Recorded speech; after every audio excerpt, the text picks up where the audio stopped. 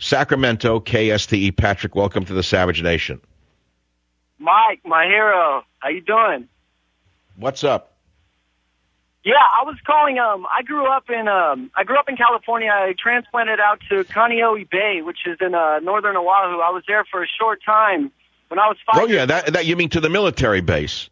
No. I wasn't in the military. Actually, my mother married a sports writer up there. So we transplanted over there. When I was 5 years old, I was a towhead. Long, just blonde hair, you know. Oh my God! I guess you were loved by the locals, huh? Oh yeah. I was loved very much so. I believe it was the second day of school in kindergarten.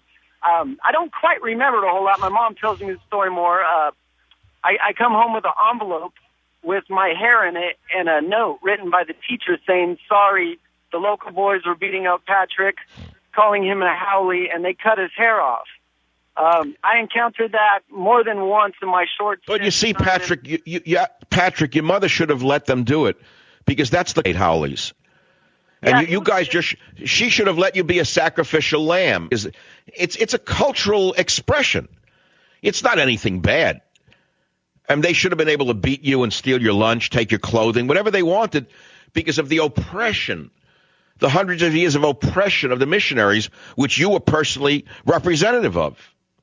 I was encroaching on their land, you know. I was there taking their land, and that's the way they treat me. I've been back numerous times since, and I've played more than one football games on the sandy beaches there when I had local boys want to come up and throw fists with me.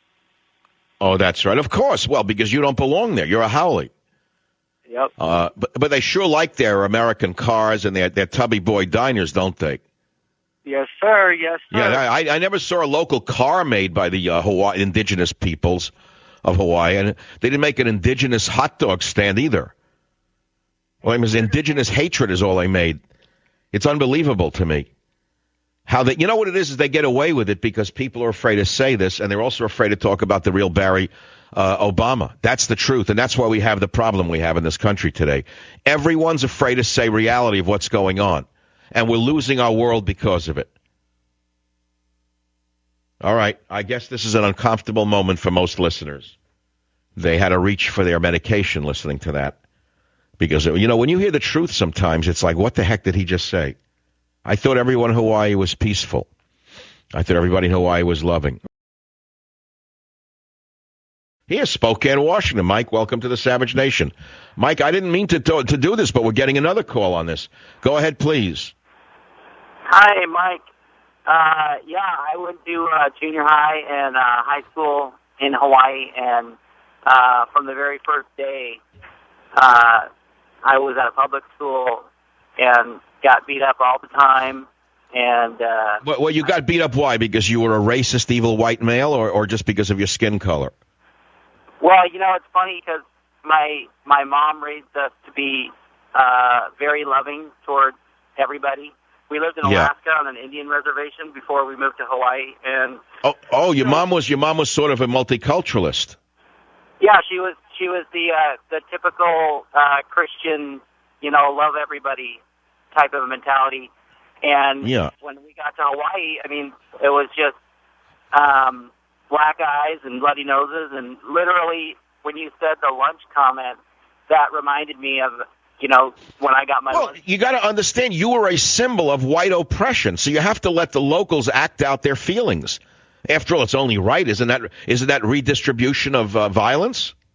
Isn't that something the liberals would agree with? Redistributing violence? Although you yourself didn't enslave anyone, didn't steal anyone's land, you were a symbol of such slavery and oppression. So you should have been a sacrificial lamb, according to MSNBC. Well, in Alaska, I had all of my teachers were fishermen, halibut fishermen, and I got straight A's. And then in Hawaii, my schooling, you know, slipped, and I finally... I left when my son was entering the first grade because I couldn't afford to send him to the elite school that Obama went to on a full scholarship. Now, as you well know, Obama didn't get in because he was a genius. He got in because his grandfather pulled strings, and he got him a full scholarship. I wish that I could have done that, but I couldn't. So I left because of the racism towards white kids, in plain English.